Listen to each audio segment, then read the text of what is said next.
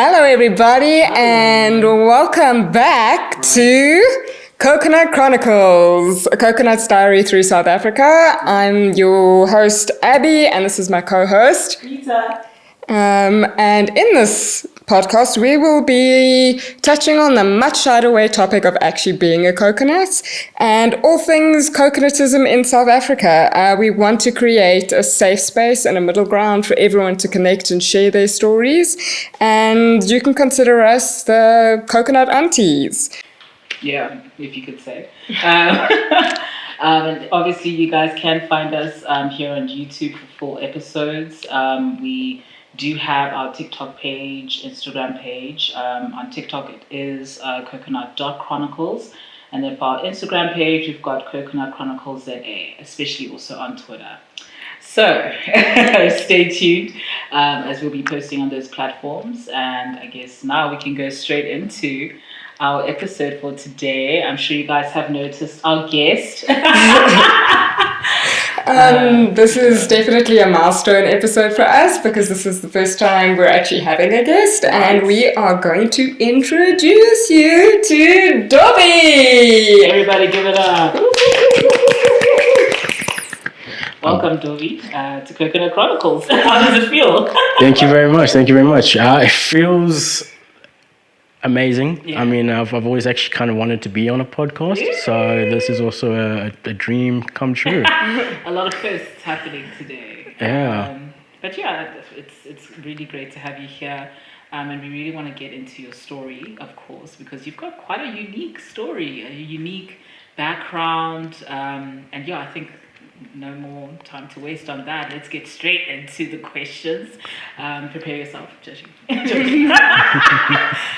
going to be kind here, of course.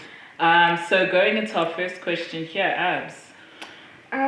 So, firstly, we just want to let you tell us about yourself and how your adoption story started. Okay, perfect. So my name is Dovi. I actually legally changed my name to Dovi back in 2015. But before going to that, let's go back to my adoption story. So I was adopted in 2000 by a white Jewish single parent. What led to my adoption, or what led to my father meeting me back then, was that he had actually just suffered a loss in his family. He had lost his father, his only remaining parent left, and he has sisters, but they had both moved out, gotten married, had kids. They had their own responsibilities. And a friend of his had actually turned around and suggested that maybe he finds something to do with himself, finds meaning, finds himself a purpose. She suggested volunteering at a dog shelter, maybe going and volunteering at an orphanage. And that was something that just hit home for him. He was like, you know what, let's go volunteer at an orphanage. And it's entirely by chance, really, but he volunteered at the orphanage that I was at, which was Cotland's. However, he had volunteered for the age group that was above me. So for the first few weeks he was there, we didn't really meet or anything, but by some chance, there was a day where they were having a talk for the volunteers, and they had to bring all the kids inside because there was no one who was going to be outside to watch them. And my dad had seen me, and he had come out, picked me up, took me back inside, listened to the talk and the presentation and everything that was happening. Completely forgot that I was in his arms. And it wasn't until afterwards when one of the carers actually came up to him and told him, like, hey, it's nice that you're holding this kid, but you volunteered for the age group above him. You got to stay with the age group that you're with. And again, like I said, he didn't really realize until they had come up to him and tell him, like, you got a kid in your arms who's younger than the group that you're meant to be with. And for him, as he's told me, it just felt like finding that missing puzzle piece that you've been looking for. Like, it just felt natural to him. So he carried on volunteering with the age group above me, but he'd also before or after his volunteering, he'd actually come and spend time with me. This is what he tells me. This is what I've been told. And it was a little while. He did that for a couple of weeks, I think a couple of months even. And eventually he looked into adoption, and he spoke to them about the process of adoption. I think he spoke to a few of his friends and got their thoughts as well, especially his friends who were parents, because he would definitely need some help not having any kids prior. And eventually began the adoption process, and part of the process was he'd have me, I think, on weekends or overnights. Or he'd come fetch me the Friday and take me back on the Sunday. And something that always stuck with me, that he always told me, was like, every time on a Sunday when we'd be driving back, he could drive me anywhere. I'd sit calmly, no problem. But whenever we were nearing the orphanage, he never mentioned, hey, you're nearly at the orphanage, nothing, just drove. And he always says that as we got nearer and nearer to the orphanage, I would just start freaking out, crying, kicking, screaming, don't want to go back. And he found that actually very unique. And I think from there he realized that I'm very good with directions. Like from a young age, I was able to pick up on like, okay, I'm going back. I don't want to, and I know where I am. This is where I'm going.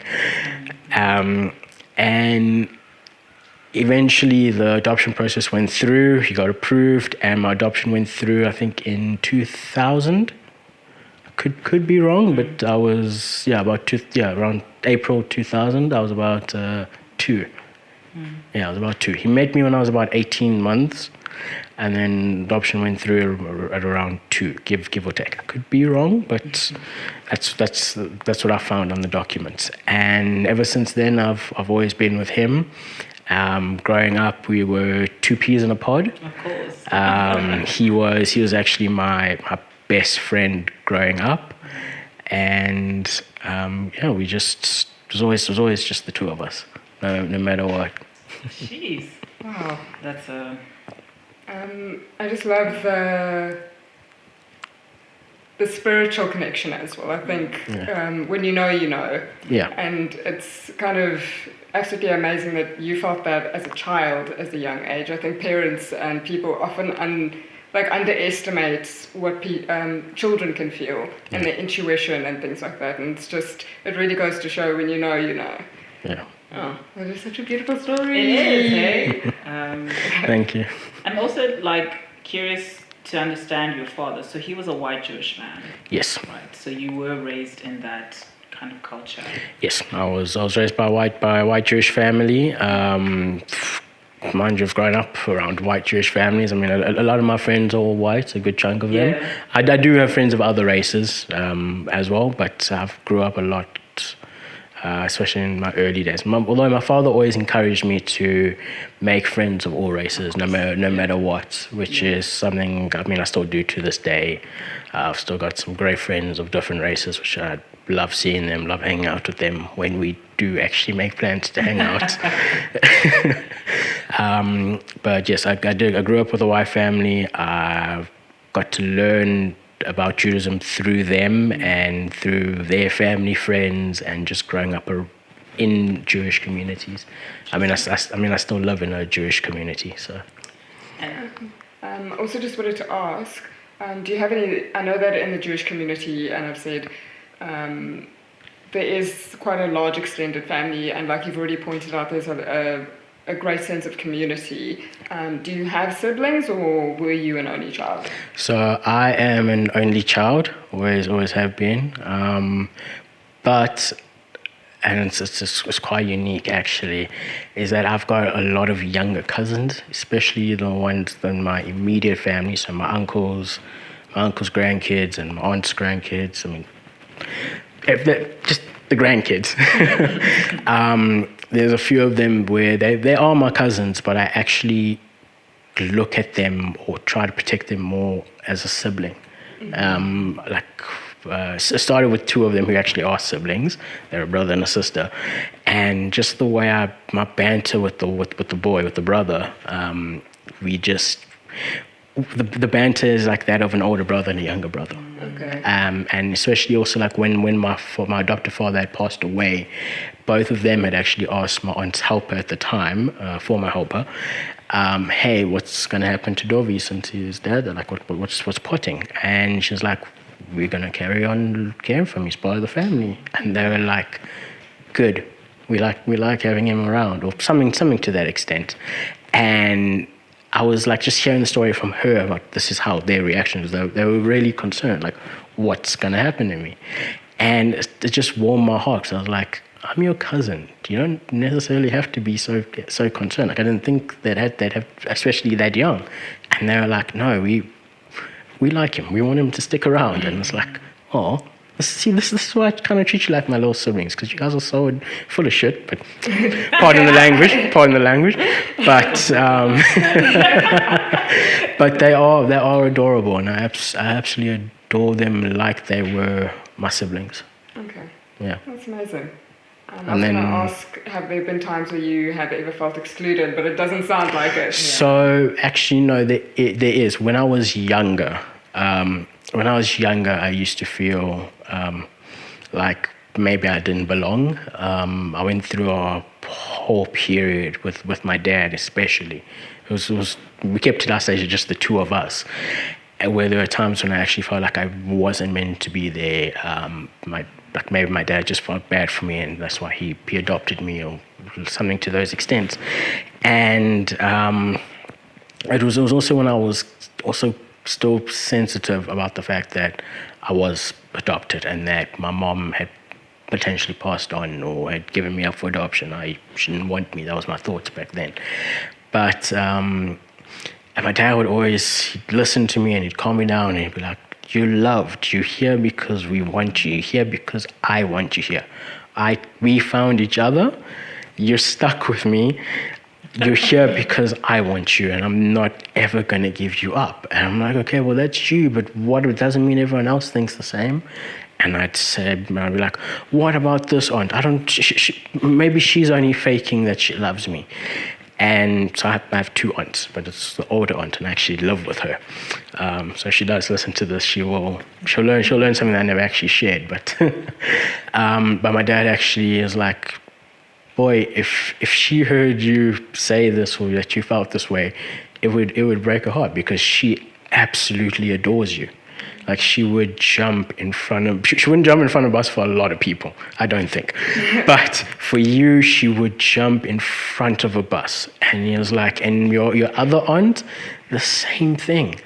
My second aunt, she had a husband, I wasn't a big fan of him. I don't think he was a big fan of me, but it is what it is. But again, she absolutely loved me and adored me, and it was only a couple years later that I had learned that part of why the husband at the time maybe wasn't a big fan of me was because he had learned, or had come to realize, that the love that she had for me was the type of love that she wouldn't have had for him.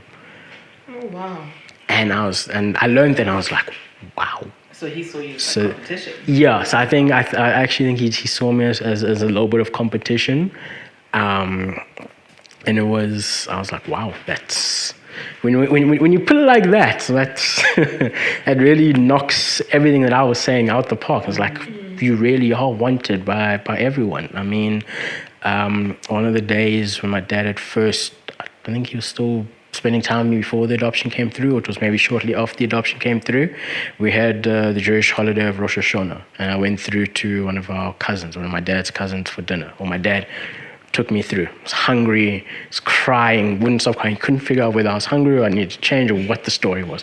So we were in the area. He rocked up at her house, and when she's like, actually, I think he's hungry. Because he smelled me, I smelled like roses. It's like, okay, he's got to be hungry. So he rocks up at her house, like, hey, what have you got for me to give to a screaming baby to eat? And she's like, I don't know. I've got liver, I got chopped herring, I got fish, I got kichel, I got all the stuff for Rosh Hashanah. Do you think you'll eat any of this? And my dad's like, oh, let's find out. So he put it all on a plate and fed me some, and I loved it. Good. I loved it. And it's actually one of my this particular cousin, it's one of her favorite stories to tell. Oh,